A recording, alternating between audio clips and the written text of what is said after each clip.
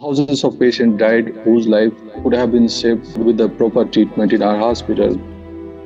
You see the criminality of his mind and behavior. It's all happening, Prime Minister constituency and prime. I've written letters to the Prime Minister. I've written to the President.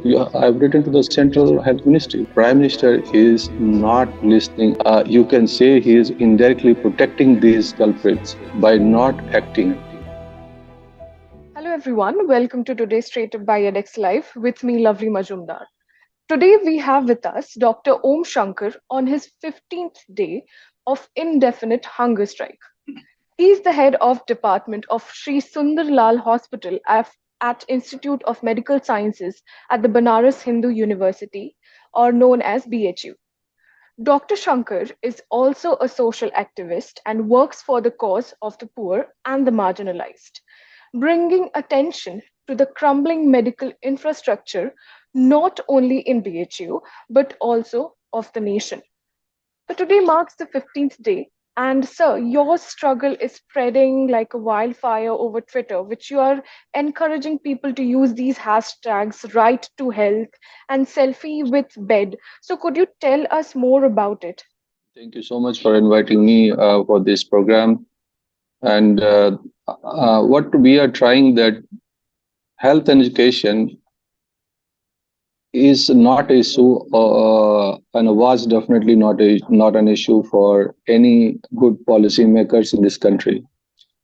And because this election is going on, we are trying to re-emphasize the value of right to health and right to education in empowering the people, especially the marginalized community of our marginalized community of our country. Right to health. So you would want all of the people to have this basic access to healthcare. And given you said that some of the people are below poverty line, so you are saying that the government this time should focus on people's basic access to healthcare. Am I correct?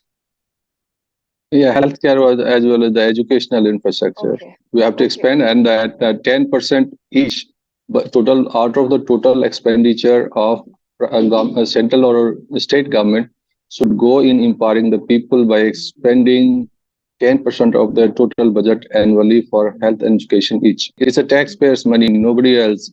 We all are taxpayers. There are rumors spread by the media person with the help or by the sub-capitalists that everybody is not taxpayer. We have only 1 crore, 2 crore, 5 crore taxpayers. So every people, 140 crore people of this country is a taxpayer. A taxpayer doesn't mean that it's a income taxpayer.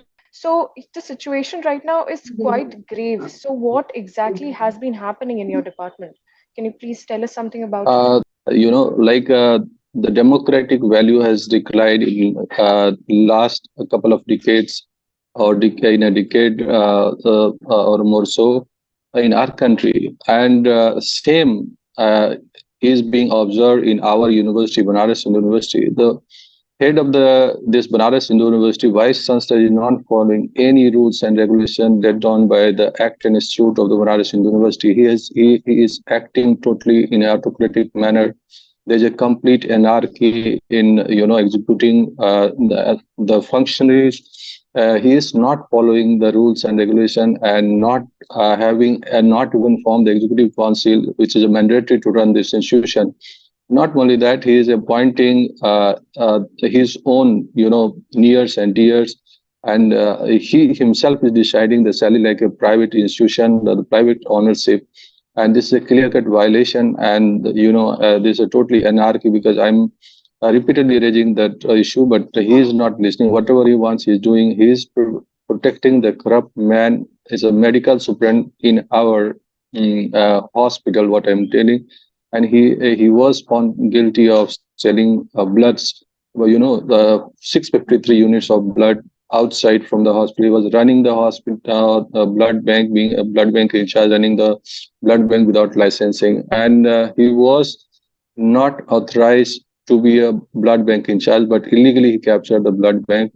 I raised this issue in 2016. He was penalized. He was removed from the post, and same time he was a medical superintendent as well. He removed from there, but reinstated even after doing lots of corruption. No administrative action were taken, or he was not sacked from the being teaching from the teaching institution. So again came back, become medical superintendent, and continuing medical superintendent for more than 3 years, which is a clear cut violation of the BHU Act and Institute again. So any person in a BHU on administrative post cannot be, even a regular employee cannot be more than 3 years. Vice Chancellor is appointed for 3 years.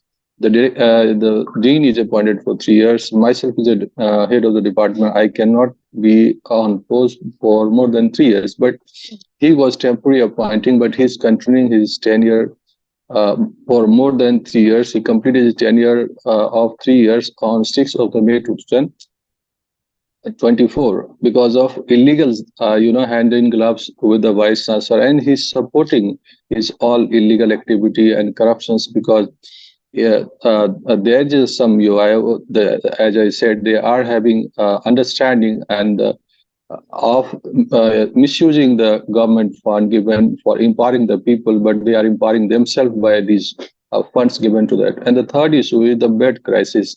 I raised and irregularities done by him in the blood bank. So because of that enmity, he actually started acting against the patient, and he did not allowed us to admit on additional bed. He digitally logged these beds, and he says continuously these beds are continuously locked from last more than 2.5 years, and more than 35,000 patients were denied beds when beds were lying vacant, and thousands of patients died whose life could have been saved with the proper treatment in our hospital. You see the criminality of his mind and behavior.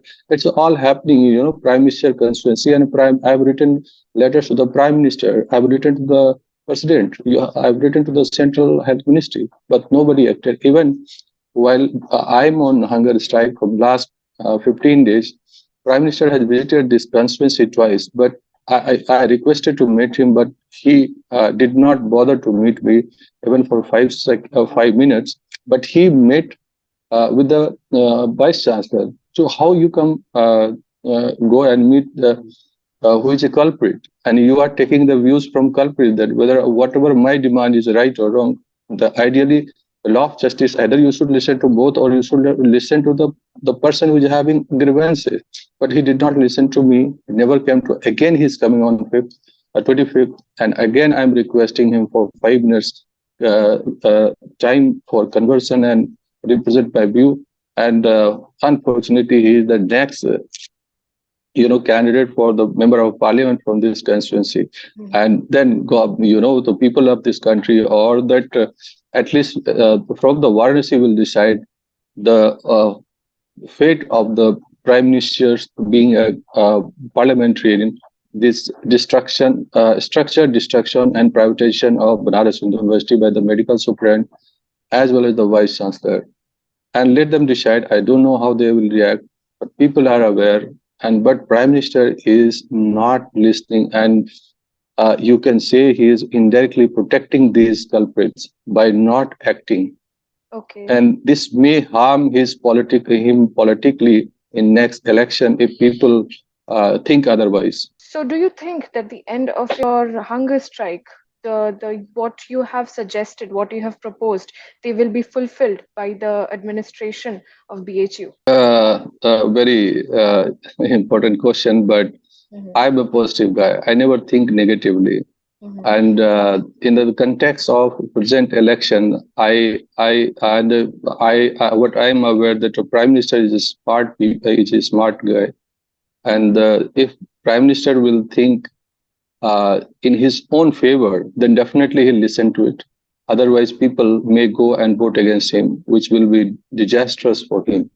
So mhm. I don't think, and that's what I'm very optimistic. And because he's also telling that he's against corruption, and these corruptions are going within his own constituency and the most prestigious institution of one of the. All right.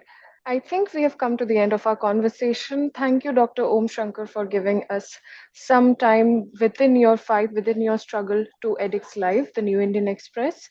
So, this was all for today. We will see you again tomorrow. Till then, mask up and stay safe.